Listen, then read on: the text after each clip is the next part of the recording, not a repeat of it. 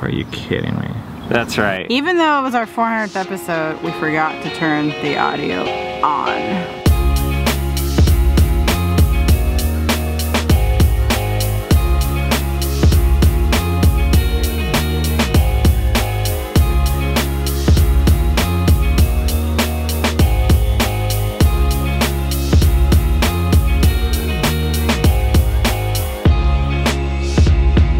It is our 400th episode. It's really exciting to be here. We were thinking about how to celebrate this moment with you guys, and we thought the best thing to do would be to gather stories from you guys to hear how you guys have changed in the course of watching this vlog. We've changed a lot leading up to this vlog, which is why we started it.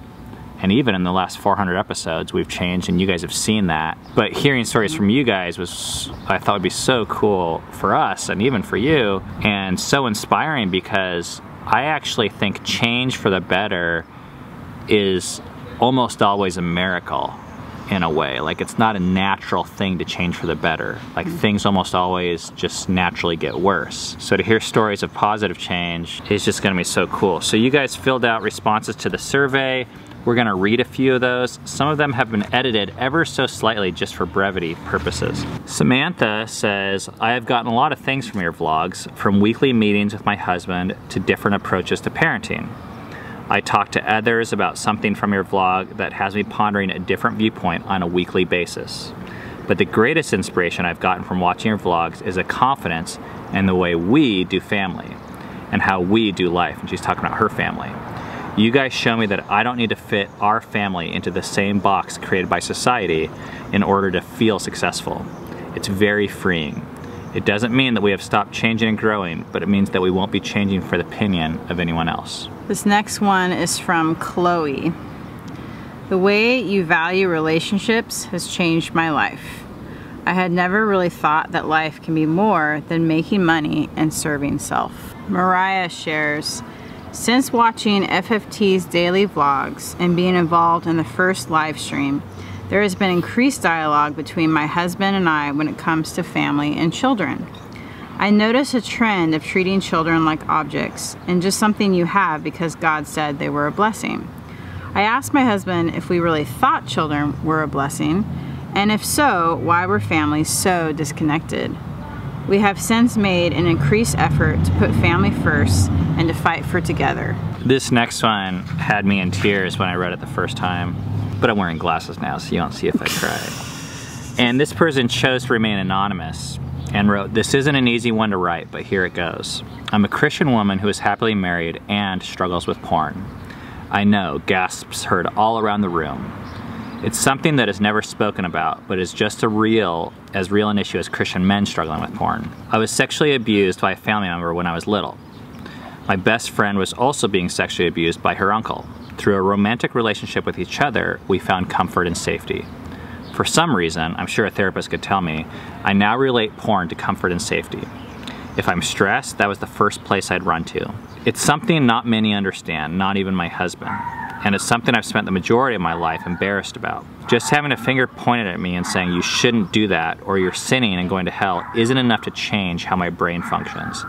It's something that was unfortunately burned into my brain at a very young, very vulnerable age. Ben, your vlog titled Porn Relapse was 2 days after I had a porn relapse myself. Every relapse leaves this hurtful trail of guilt with it, an unmeasurable amount of guilt. While watching that vlog, something clicked. I resonated so much with it. I spent a good amount of time in prayer about it, and I felt this weight lifted knowing I'm not alone in this struggle. Not only that, but God loves me despite my struggle. Since that day, every time I've been stressed and was looking for that safety net, I've avoided my computer and prayed for the strength to make it through without a relapse. I don't want to say if Ben can do it, I can do it, but sometimes that's what it took to make it through. I hope that doesn't make me sound like a weird-ass stalker or something. Cammie, you talking about how it affects you is also helpful, and this struggling, broken, Jesus-loving girl appreciates it so much. This is from Brianna. The biggest impact of Fight for Together in my life at this point has been on my salvation. When I started watching, I was deeply unhappy with my life. Though I had graduated college and had a good job, I felt set aside by God. My job position was solitary, and the nagging guilt I have felt all my life, even though I asked Jesus into my heart at a young age, grew through that. I felt God really didn't love me or had saved me through some sort of obligatory love, but didn't really like or have a use for me. The things I desire most, marriage and family, have been withheld by Him. I am still single at 25, but I expected to marry at about 20 years old, like my parents did. These were things I both thought I would have earned by now. I watched hyper-positive vlogs daily just to get out of bed. I cried out to God on my way to work, wondering where He was, and seldom felt answered. I started to seriously consider whether believing in God was worth all the guilt I felt. Though I regularly attended church and Bible study, I didn't feel able to share this experience with anyone with any real honesty. But God, through your videos and other means, showed me His great love. You honestly shared many of your struggles and feelings that I also felt, but countered them with the truth that God loves you, that your guilt for present and past sins is gone, that your incomplete and inadequate work was covered by Jesus' work on the cross, enabling you to rest. You shared your own experience growing up in the church, which sounds similar to mine in many of its themes. Slowly, my faith strengthened.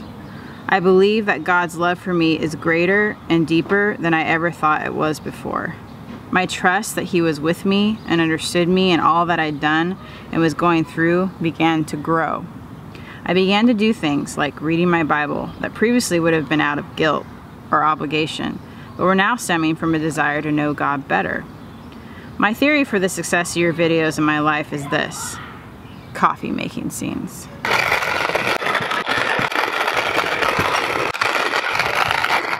Nearly every episode shows you making coffee simply because it is a part of your daily life that you enjoy. There has never been a time I thought you were trying to convince your viewers that this was the best way to make coffee, therefore everyone should be doing it this way. However, I now own a French press, hand grinder, and coffee beans, which I use daily. I do find it to be the best way of making coffee for me. Showing your life and faith in this same way made it attractive to me. I didn't feel obligated to believe these things or buy such and such a product. You shared your experience out of the calling God placed on you, and it drew me to it. Thank you for your obedience to God's calling, for doing your best to show your life with honesty, and for speaking out on topics relating to it. It directly countered the fake positivity of the vlogs I had been watching and the presentation of blissful lives of my Facebook friends that I spent hours scrolling through, wishing my own was as good. Michael and Margie wrote, "We have been cutting down on programmed activities and doing Shabbat.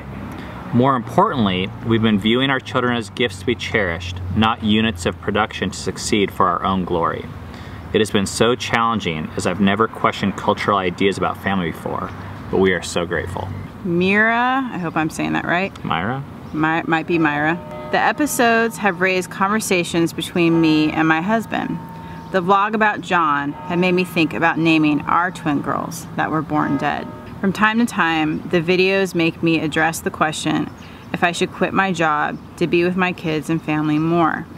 Still not decisive about that. Faith says, "I have gained such a sense of encouragement and camaraderie from watching Fight for Together. And even though I don't know you personally, it has felt lonely at times to live with my convictions and thoughts about family and life. So I remember feeling so excited when I first read your mission statement for your channel. As I watched more of your content, I did not feel like a passive consumer of a cleverly edited video. I felt like a partner with your family on mission. The vlog has entered into my life in a time of transition, and its content has given me hope and a way to imagine a way forward based on God's principles and plan for our family as our loving Father." And lastly, but not least, Heather Q shares, "I feel like the word inspire is kind of cheesy, but the vlog motivates me to do the things I plan to do someday. We were going to start hiking and camping with the kids someday. We were going to get fit someday. We were going to grow our own food someday. We were going to live the kind of life where we prioritize our family being together someday. We were going to have that uncomfortable conversation someday. We were going to teach our kids blank someday. We're going to work real hard to get out of debt someday. And so many times I've been like, hey, there's no perfect time. These people are making it work. Let's try it. Those are all so cool, you guys, and there are so many more. I wish we had the time to really just kind of like get into it and share more of these. And even I wish we had more opportunities to hear more of these stories. If you guys, some of you guys have not filled out this survey, I'm still gonna put it down because we're using it for two reasons. Just to hear these stories and to be able to make these celebrations with you. But the second is so that we can work on making the vlog better and see more change, hopefully. And feel free to use the comment section for any of these stories. I feel like it's really encouraging. It's so easy to miss change. You know, when I live my life this way, it seems like I've always been this way, but it wasn't like that long ago that I was not this way at all, and then I like forget. And when we see that, and then I compare myself to people around me who their lives seem to actually be getting worse or not changing, I realize how thankful I really need to be for what I've been given and the change that's taken place. So it really is a privilege to be a part of this project and this story with you guys and to hear these stories of change. I don't think there's any bigger gift or encouragement we could get. Yeah. I feel privileged to hear these stories. They kind of just blow me away, and it makes me realize that there's definitely something bigger than us at work in each of these people's lives. It is a miracle. It is supernatural. It's by human hands. So we're gonna take this time to take a look back at the last 100 episodes in one of those nostalgic, fun ways, and we'll see how much we've kind of been through together. So check this out.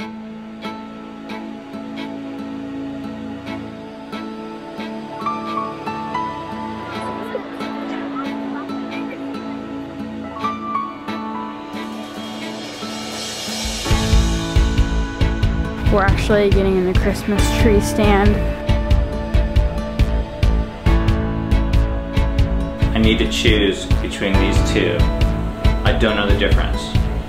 It is 8:30 in the morning and we are still in bed.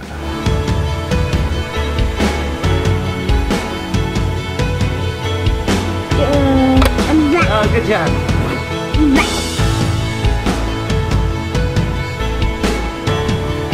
Here's our date.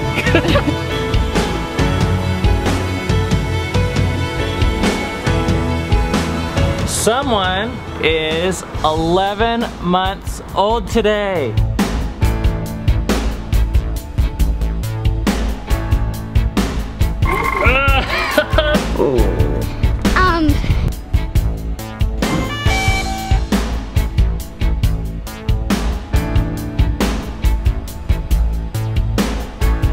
What, are you kidding me?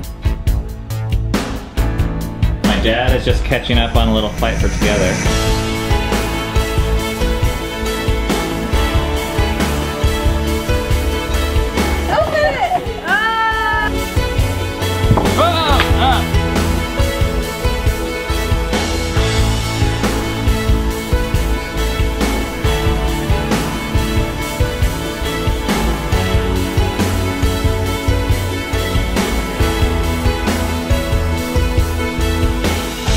We are on our way to try and figure out how to get Rainier a birth certificate.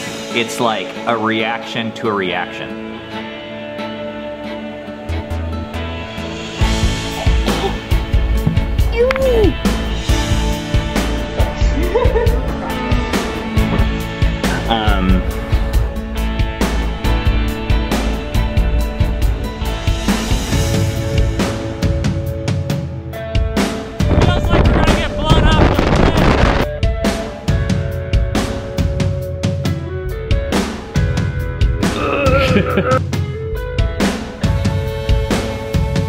Show what we got.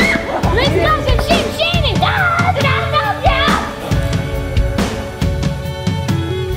We would love it if you guys could think about some way that you've changed in the last 100 episodes, and then if you want to, please write it down in the comments and share. And we look forward to another 100 episodes with you guys as we fight for together!